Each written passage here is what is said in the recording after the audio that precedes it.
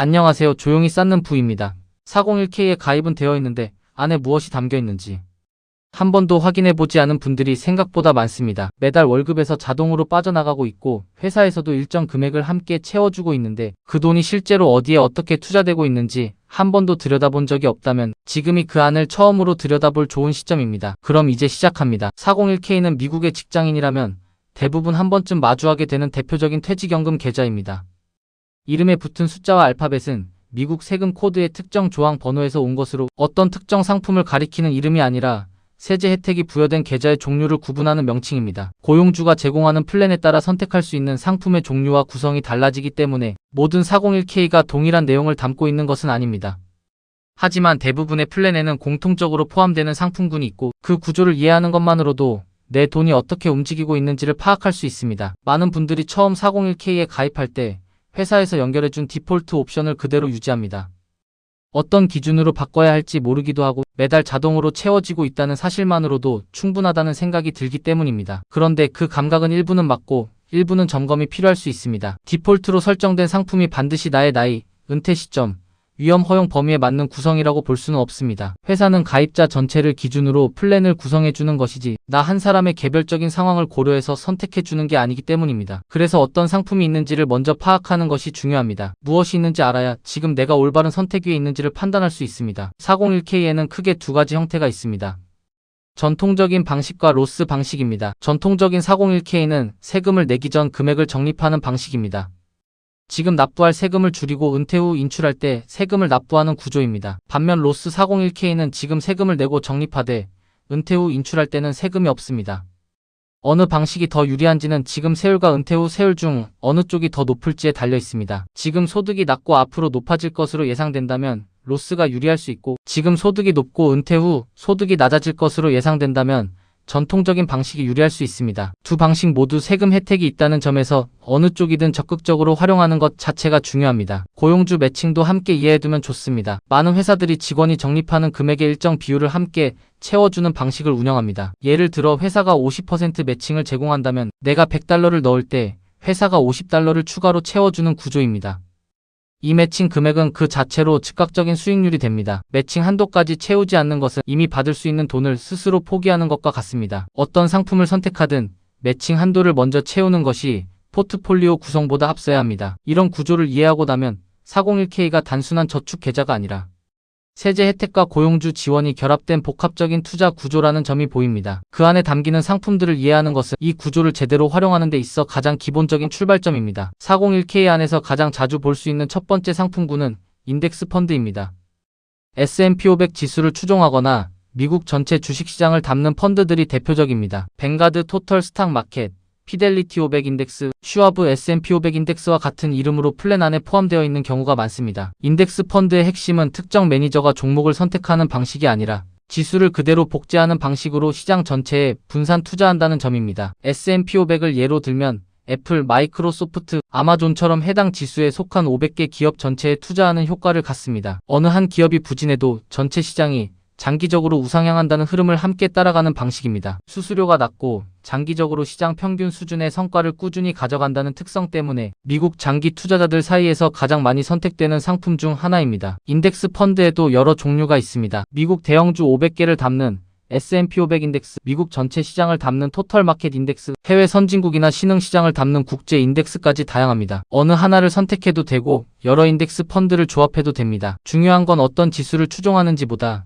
수수료가 낮고 시장 전체를 넓게 담고 있는지를 확인하는 것입니다. 복잡한 분석 없이도 시장 전체를 따라간다는 단순함이 오히려 장기 투자에서 강점이 된다는 것을 많은 투자자들이 직접 경험을 통해 확인하고 있습니다. 두 번째로 자주 등장하는 상품이 타겟 마이너스 데이트 펀드입니다. 이름에 연도가 붙어있는 펀드로 예를 들어 2045년에 은퇴할 계획이라면 타겟 리타이어먼트 2045와 같은 이름의 펀드를 선택하는 방식입니다. 이 펀드는 설계 자체가 은퇴 시점에 맞게 자동으로 포트폴리오를 조정하도록 만들어져 있습니다. 은퇴까지 시간이 많이 남아있을 때는 주식 비중이 높게 유지되고 은퇴 시점이 가까워질수록 채권 비중을 늘리면서 변동성을 줄이는 방향으로 자동 전환됩니다. 이 구조를 흔히 글라이드 패스, 활강 경로라고 부릅니다. 비행기가 목적지에 착륙하기 위해 서서히 고도를 낮추듯 은퇴 시점이 가까워질수록 포트폴리오의 위험도를 서서히 낮춰가는 방식입니다. 투자자가 별도로 리밸런싱을 신경 쓰지 않아도 된다는 편의성 덕분에 미국 401k 플랜에서 디폴트 옵션으로 가장 많이 사용되는 상품 유형입니다.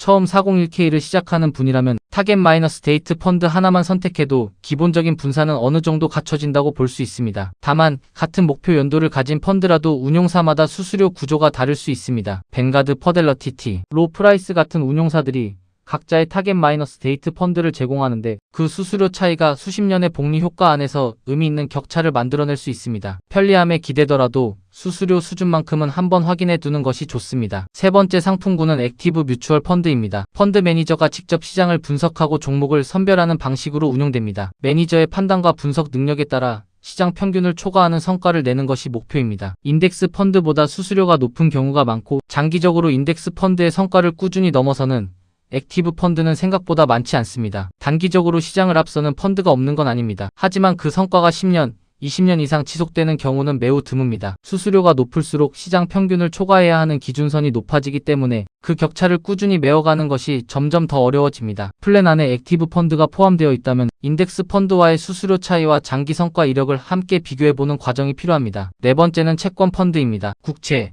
회사채 등 다양한 채권 상품을 묶어 운용하는 펀드로 주식 대비 변동성이 낮고 포트폴리오 전체의 안정성을 높이는 역할을 합니다. 주식시장이 크게 흔들릴 때 주식 비중이 높은 포트폴리오는 단기간에 큰 폭의 하락을 경험할 수 있습니다. 그 충격의 크기를 일정 부분 줄여주는 역할을 채권이 담당합니다. 은퇴 시점이 가까울수록 채권 비중을 일정 수준 이상 유지하는 이유가 바로 여기에 있습니다. 아직 회복할 시간이 충분하지 않을 때 큰 하락은 단순한 손실이 아니라 은퇴 계획 자체를 흔드는 사건이 될 수 있습니다. 특히 은퇴 직전 몇 년간의 포트폴리오 안정성은 이후 수십 년의 인출 계획 전체에 영향을 미칩니다. 반대로 은퇴까지 시간이 충분히 남아있다면 채권 비중이 너무 높은 것도 장기 수익률을 제한하는 원인이 될 수 있습니다. 이 균형이 어디에 있는지는 결국 내가 지금 어떤 시점에 있는지에 따라 달라집니다. 다섯 번째는 머니마켓 펀드입니다. 현금성 자산에 가장 가까운 상품으로 단기 금융 상품에 투자하는 방식으로 운용됩니다. 원금 손실 위험이 매우 낮고 자금을 안전하게 보관하는 용도로 활용됩니다. 시장이 크게 흔들릴 때 일부 투자자들이 주식이나 채권 펀드에서 머니마켓 펀드로 자금을 옮기는 선택을 하기도 합니다. 그 순간에는 안전하다는 느낌이 들 수 있습니다. 그런데 그 결정이 장기적으로 어떤 결과를 만들어내는지를 함께 생각해 볼 필요가 있습니다. 머니마켓 펀드의 수익률은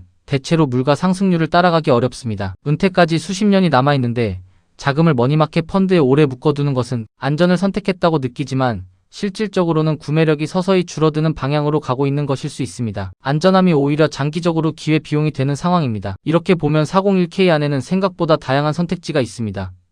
그런데 여기서 중요한 건 어떤 상품이 있는지를 나열하는 것이 아닙니다. 내가 지금 선택한 구성이 나의 은퇴 시점, 위험 감내 수준, 그리고 투자 기간에 맞게 설계되어 있는지를 확인하는 것입니다. 처음 가입할 때 선택한 상품을 수년 동안 그대로 유지하는 경우가 있습니다. 20대 초반에 설정한 구성이 10년, 15년이 지난 지금도 그대로라면 그 사이에 삶의 상황이 달라졌고 은퇴까지 남은 시간도 줄었으며 감당할 수 있는 위험의 크기도 처음과 달라졌을 수 있습니다. 포트폴리오는 한번 설정하고 잊어버리는 것이 아니라 내 상황이 변할 때마다 그것과 맞는지를 주기적으로 확인하는 과정이 필요합니다. 처음 질문으로 돌아가면 401k 안에 어떤 상품이 들어있는지보다 더 중요한 건 내가 그 구성을 이해하고 있는지입니다. 이해한다는 것이 꼭 모든 펀드의 세부 구성을 암기한다는 의미는 아닙니다. 내가 어떤 자산에 투자하고 있고 그 이유가 무엇이며 내 은퇴 계획과 어떻게 연결되어 있는지를 설명할 수 있는 수준이면 충분합니다. 그것만으로도 이미 많은 사람들보다 훨씬 분명한 판단 위에 서 있는 겁니다. 이해하지 못한 채로 유지되고 있는 포트폴리오는 투자를 하고 있는 게 아니라 투자를 방치하고 있는 상태에 가깝습니다. 한 번이라도 내 플랜 사이트를 열어보고 어떤 상품이 선택되어 있는지 확인하는 것, 그것이 진짜 판단의 시작입니다. 401k를 점검할 때 확인해야 할 것들을 정리하면 세 가지로 모입니다.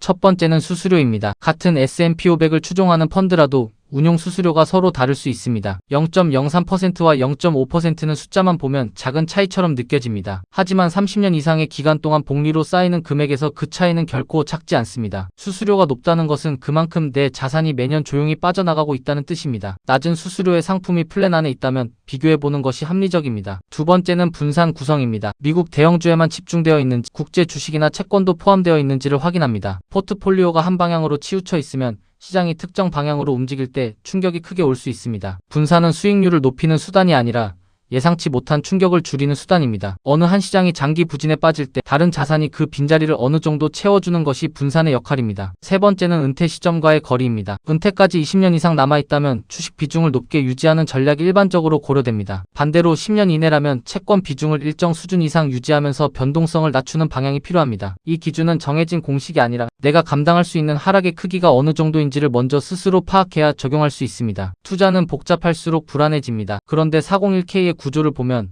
사실 꽤 단순한 원칙 위에 세워져 있습니다. 낮은 수수료, 넓은 분산, 은퇴 시점에 맞는 위험 수준. 이 세 가지가 맞춰져 있다면 매달 자동으로 채워지는 그 돈은 조용히 자신의 역할을 하고 있는 겁니다. 어렵게 생각할 필요가 없습니다. 플랜 사이트에 접속해서 내가 선택한 펀드의 이름과 수수료를 확인하는 것부터 시작하면 됩니다. 그 작은 확인이 30년 후의 결과를 조용히 바꿔놓을 수 있습니다. 투자는 정답을 찾는 일이 아닙니다. 내 상황에 맞는 기준을 찾고 그 기준대로 움직이는 일입니다. 오늘 이야기가 그 기준을 조금 더 선명하게 만드는 데 도움이 됐으면 합니다. 조용히 쌓는 부, 마음이 편안해지는 투자 이야기. 이 영상이 도움이 되셨다면 구독과 좋아요로 함께 해주세요. 여러분의 투자 여정에 작은 힘이 되겠습니다. 오늘 내용은 정보 전달을 위한 일반적인 내용입니다. 최종 판단과 책임은 투자자 본인에게 있습니다. 오늘도 조용히 쌓는 부와 함께 해주셔서 고맙습니다.